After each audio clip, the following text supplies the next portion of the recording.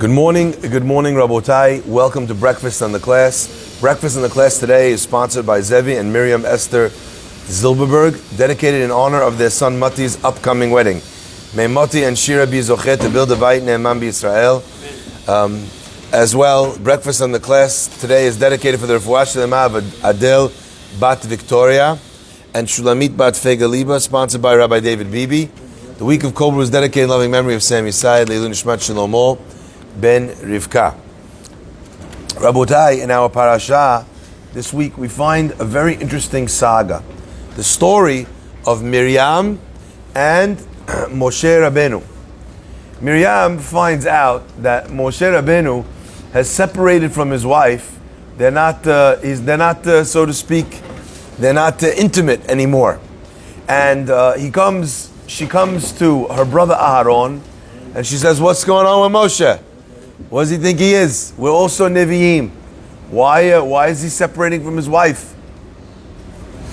Hakadosh Baruch Hu says to Miriam, the pasuk first of all says, "V'ha'ish Moshe anav me'od mikol ha'adam asher pnei adama." Moshe was the most humble person that ever walked the face of the earth. Moshe wasn't doing this. The pasuk is trying to communicate because he felt, he was all that. He's so holy. He's too holy. Moshe considered himself a nothing. So that's not the reason why he's doing it. Okay? So God says to Miriam, "Lo chen avdi Moshe." It's true you're a Navi, and your brother Aharon is also a Navi. But your Nevu'ah is categorically different, quantitatively different than Moshe Rabbeinu's. He speaks peh el peh adaber bo, face to face. I speak to him like I'm speaking kaviyachol, so to speak, one person to their friend. Not only that, when I speak to you, when I speak to the regular Nevi'im, behakitz v'lo bechalom, I speak to regular Nevi'im in the dream state. But to Moshe Rabbeinu, I appear suddenly, and I appear while he's awake. In fact, our Chachamim say that we know that a Navi needs to purify themselves before they get a Nevuah, correct? Could you imagine the spiritual pain a person is in if Borei Olam is speaking to them and at that moment they're Tameh? The Chachamim explain that Miriam said, "What's going on with Moshe? Why is he separating from Miriam? Why is he separating from Tzipporah?" You know? And what did God do to show her her mistake? He appeared to her randomly when she was Tameh. And the Midrash says, very powerful moment, as soon as she started experiencing Nivu'ah, she started screaming, "Ma'im, ma'im, water," to go to purify herself. Hashem illustrated to her, this is exactly why Moshe Rabbeinu is doing what he's doing.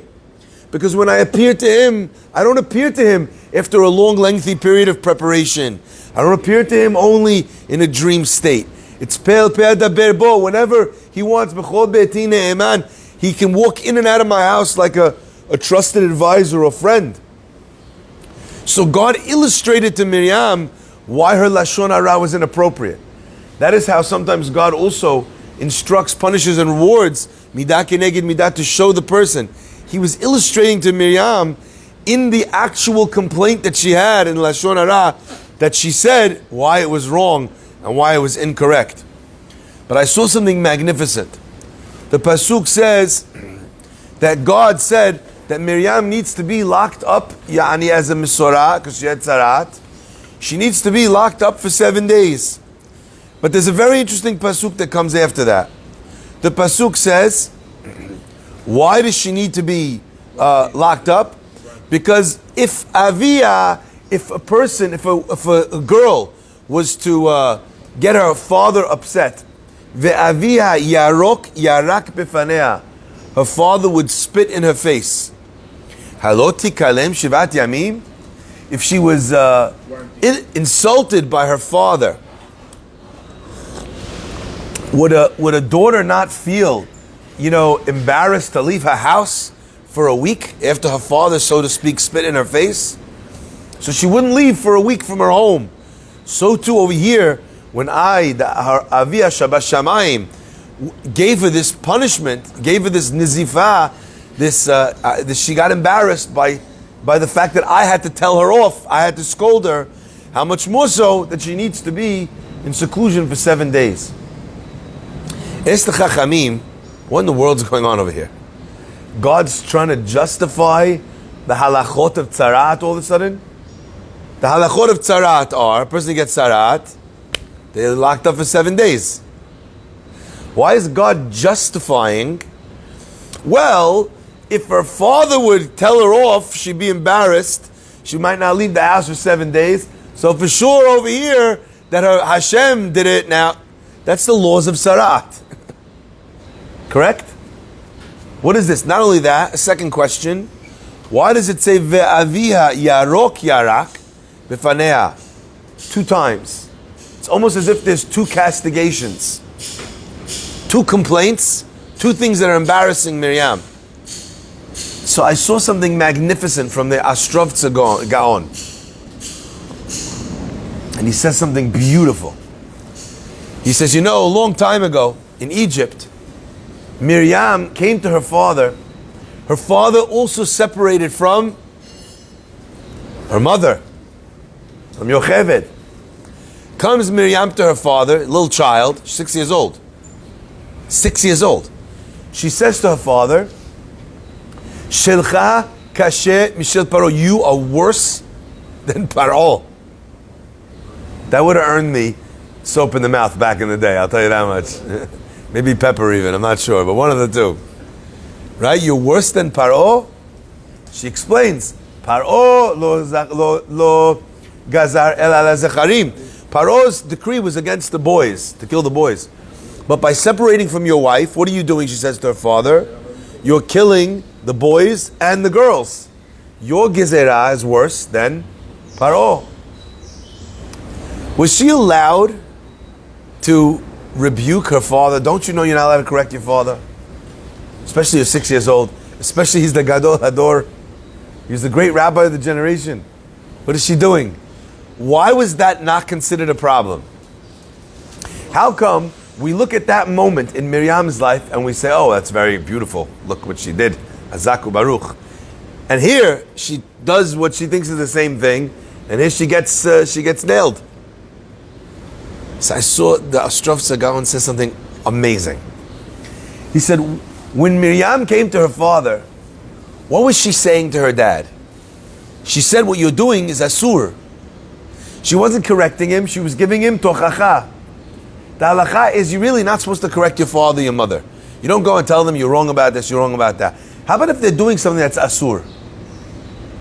The halacha is you have an obligation to tell them that what they're doing is wrong. You have to do it respectfully, you have to do it privately, a lot of conditions, but you have to do it.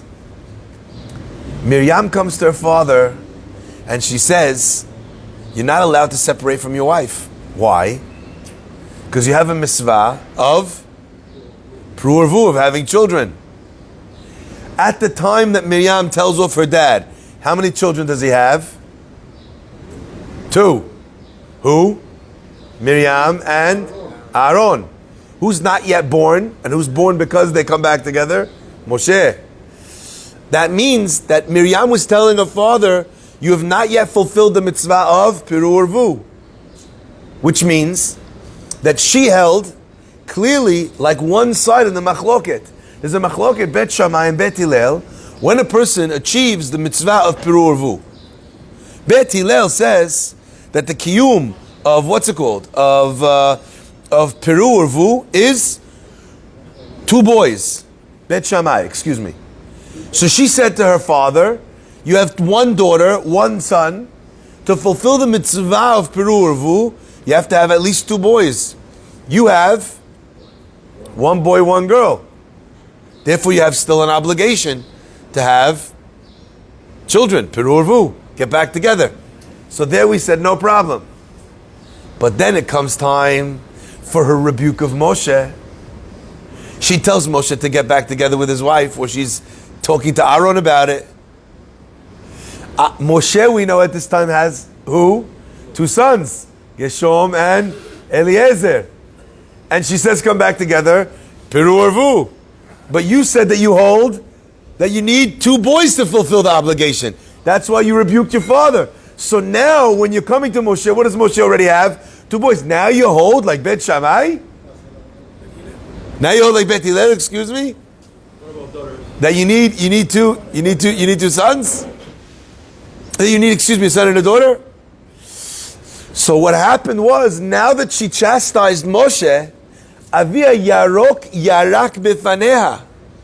There's a double castigation, both for that time and for this time, because maybe your rebuke, both now and then, came from maybe a little bit of a lack of respect, or of the proper respect, both either for your father or for Moshe Rabbeinu, he's the Rav of all of Am Yisrael. That's Yarok Yarak Bifanea. And the Pasuk says, Ve'aviha Yarok Yarak, to let you understand, to give you the clue why she was getting punished now for this, because we go back now to the story of when she said something to her dad, to her own father. Magnificent. Now, according to this understanding, and again, I want to illustrate what this means. Just this past week, or maybe about a week and a half ago, there was LeBron James was in the news. Not for breaking protocol and going to a brand party. LeBron James in the news. Why was he in the news? Because he was whining about the play-in tournament. Who thought of this idea? It's a stupid idea. When they came up with the idea, he backed it and told everyone how great it was as such an idea. Now, later on, when it doesn't fit what he wants, what does he say? Who thought of this idea? Such a stupid idea. What we're learning from this concept, this castigation of Miriam over here, is that you could hold like Bet Hillel, no problem. You could hold like Bet Shammai, no problem. But hold like somebody. Don't in each situation pick the opinion that best suits you. Pick the narrative that best suits you. My friends, in the last week, we've also seen, last 2 weeks, we've also seen an example of this syndrome taking place in the wider society. The people who were first to march for Black Lives Matter. The people who were first to march for Palestinians' Lives Matter. But then there's Jews that are getting beaten up in the streets. Jewish businesses that are being vandalized, having bricks thrown through the window. Jewish diners that are out there having their living daylights beat out of them.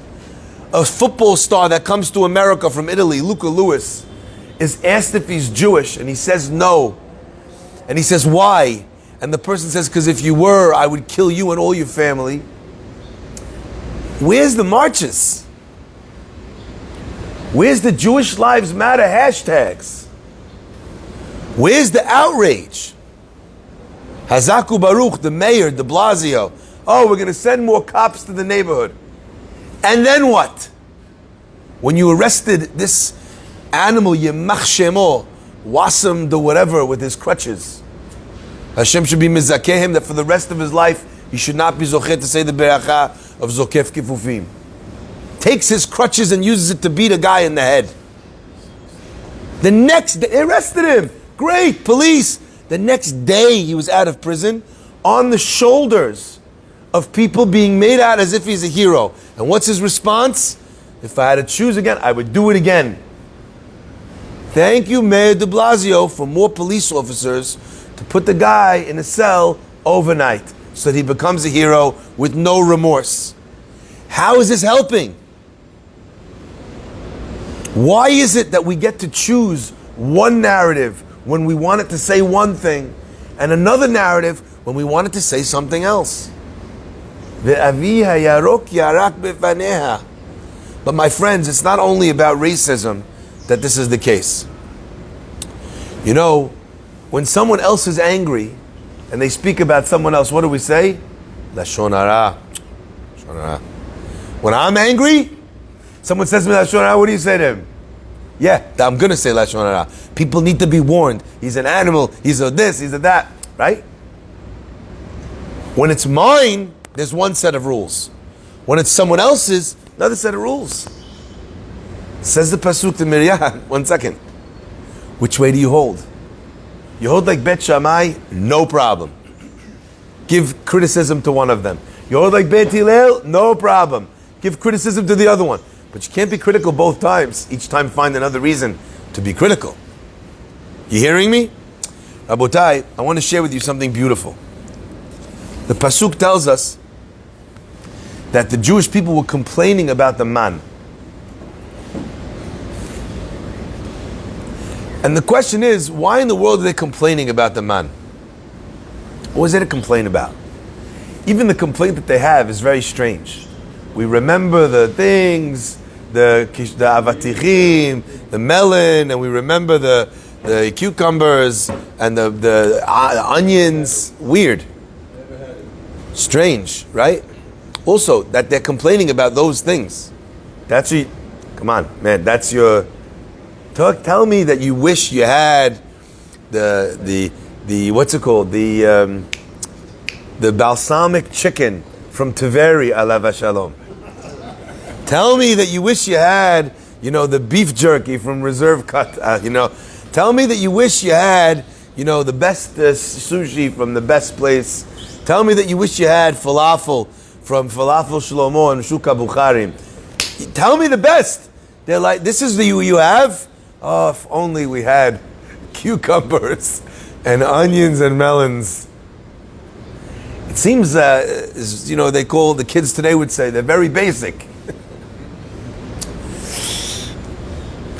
So I want to share with you a pasuk. The pasuk is beautiful.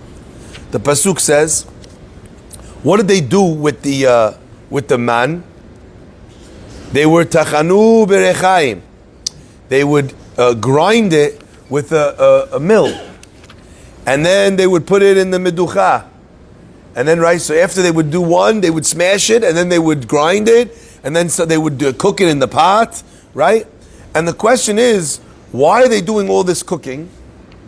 If at the end of the day, Haman kizrer agad hu ve'eno ke'ena bedolach shatu am velakatu, the people spread out and they collected it, v'tachanu berechaim, and they ground it in a mill, or dachu b'meducha, or they took one of those things. If you're bougie, you only know one of those things from when you're making your mojito, okay? Ubishlu.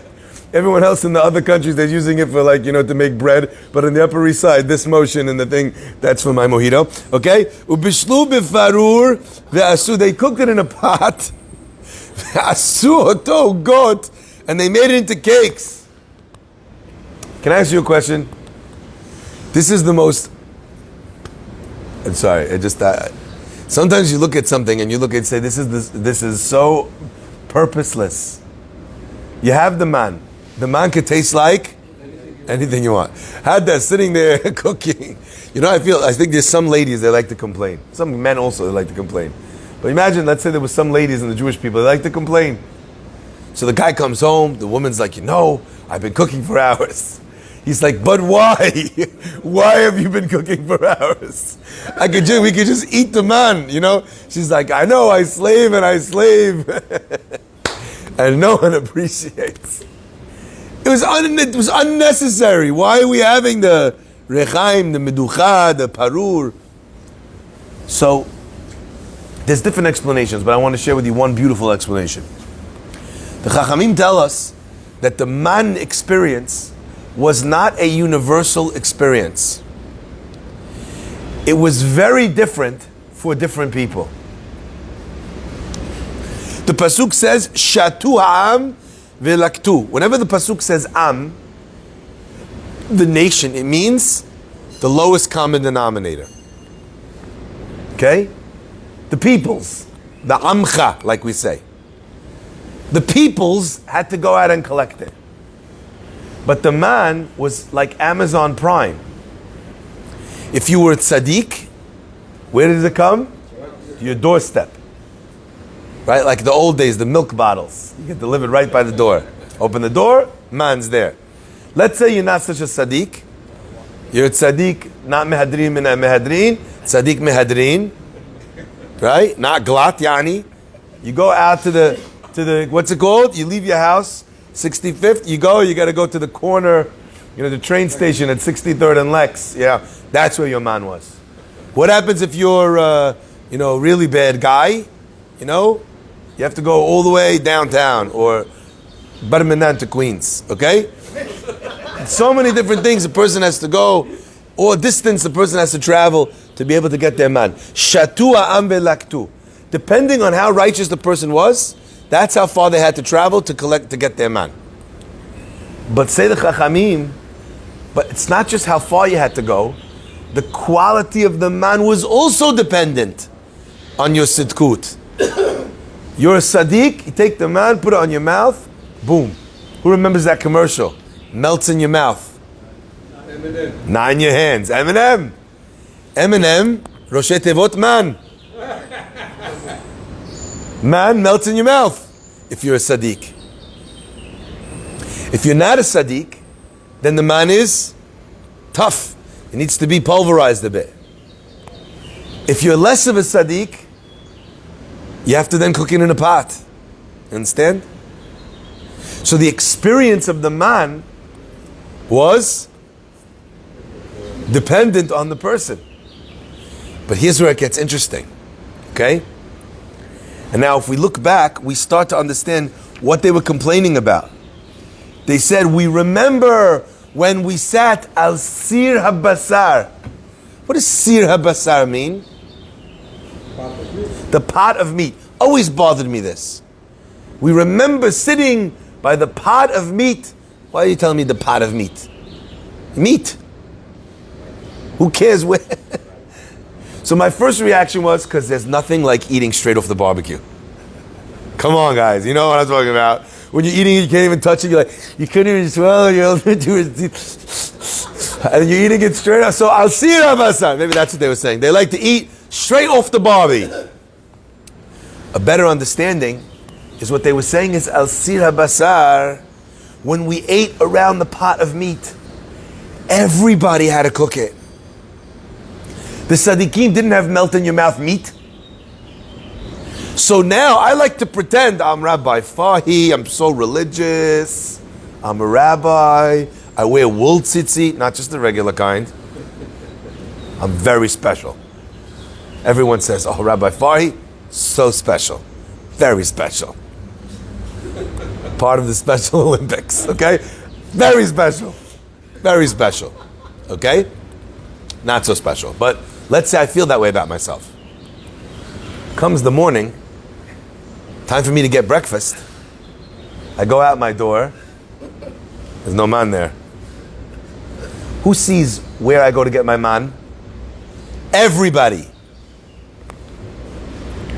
All of a sudden, I'm walking to 63rd and Lex. I see the regular guy from the shul, the guy who comes 3 times a week. He says, oh, Rabbi, you're here collecting with us today, huh? What happened yesterday? What'd you do? What'd you do, Rabbi? I'm like, you know, look, everybody has their day. I'm looking around. Ooh, Lee, now I'm getting red. It's not here either. She biffledged. I get the Uber to Queens. Right? He just type into Uber, you know, find my man. Like, you know, takes me now down to Queens. I get to Queens, people that say, Shema Yisrael, you're here? Who do I see in Queens? Eddie Murphy coming to America. Who do I see in Queens? Right? I see the Amcha, the worst people. Now I'm in there like, Rabbi, Fadal. I finally get the man. This guy sitting next to me is like, oh, you know, all this searching for the man is making me hungry. Takes the man, starts eating his man. I take my man, I go, mine needs meducha. Mine needs the rechaim. All of these things, they created a society within which it was evident to everybody who somebody really was on the inside. It eliminated this holier than thou. I criticize you, but really I'm not actually there myself. Eliminated that. And by the way, the man was adaptable. So what you were yesterday is not what you were today. And I think that there's something very beautiful. We know the Kabbalah teaches us that on a spiritual level, things on a spiritual level manifest on a physical level. So if there's a chisaron in one of my mitzvot, then I'm experiencing the lack of that shefa, of that blessing in my life. And in times of old, the Navi could say to me, oh, you're having this problem? Yeah, it's because you didn't do the shiluach haken. That's what you're missing in your life. You need to send away the mother bird. Or I come and you'd say, look, I completely understand the problems you're having. It's because your tefillin are not kosher. Really? Go check my tefillin, they're not kosher. The Navi was able to understand from the physical realities of our world the spiritual deficiencies. In a perfect world, that's how these things symbiotically interact with each other. So the man, we know, what does it say about the man when you would eat it? It was nivla, it was lechem abirim, right? Lechem evarim. The man, it absorbed itself in the person's blood. There was no waste from the man. It fueled the person, but there was no going to the bathroom from the man. Okay? Interesting. So I like to tell people sometimes, I say, what's the one beracha the Jewish people didn't make in the desert? Sheyatzar. It's not true though, because they had animals. They had the Slav. They had other things. So it's a good trick question, which is not really a good question. Right? Say what? Water also. Yeah. That's not. You mean they would make sheyatzar on the other? I don't know. I wonder if the Be'er Shel Miriam had the same properties as the man of. Either way, but the point is, what does it mean nivla be'evarav? It was swallowed in evarav. It's a strange way of saying that you didn't have to go to the bathroom. It should just say the person ate the man, didn't have to go to the bathroom. What's nivla be'evarav? It's absorbed in his evarim. That one of the elements of the man was that it revealed what was going on inside the person, how they really were, what they really behaved like, how they really spoke to people, etc., etc. And what was really interesting as well is that it would also help you understand, a lot of times you do a mitzvah that you think is the right thing and it turns out it's the wrong thing. The man would be a litmus test to tell you, no, that was wrong, that guy was right, you were wrong, you thought the halakha was like this, the halakha is like this. It was a corrective measure as well. But today, my friends, we don't have the man. We don't have it. But we still have the concept and the idea and the messages that the man teaches us. The man teaches us that the nature, the true nature of a person, even if other people can't tell, it's in front of HaKadosh Baruch Hu, it's revealed. The man illustrated that to the Jewish people for 40 years in the desert. Hashem knows everything that's going on in your heart, in your mind, all the deeds that you do, everything behind closed doors. And therefore HaKadosh Baruch Hu adjusts his relationship with you, so to speak, based on those practices. So too, we also need to strive for a sense of authenticity. Now I know that this sounds strange, because on the one level, that means being true to yourself on the inside, but on the other hand, it also means being true to your inside on your outside. Not pretending on the outside that you're something you're not, so pitch at your level. In fact, the Gemara says that certain things a person's not allowed to do, mishum yuhara, because it seems like he's being arrogant. So in those instances, we say that if he's a Talmid Chacham, he's allowed to do it, it's appropriate. If he's not a Talmid Chacham, he's not allowed to, it's not appropriate. But if you're pretending and trying it on as if you're a Talmid Chacham, that's yuhara. Rabutai, be honest with yourselves. Be honest with your friends. Be honest with your family. Be you. And if you is not good enough, the response to that should not be to pretend that you're another you, but it should be to create another you. But you won't do that if you're pretending each time that you're right and you're criticizing here and criticizing there. You won't do that if you're pretending that you're already on the level, because you don't need to do that work. I'm already there. May Hashem bless us with the gift of authenticity. Baruch Adonai Le'olam.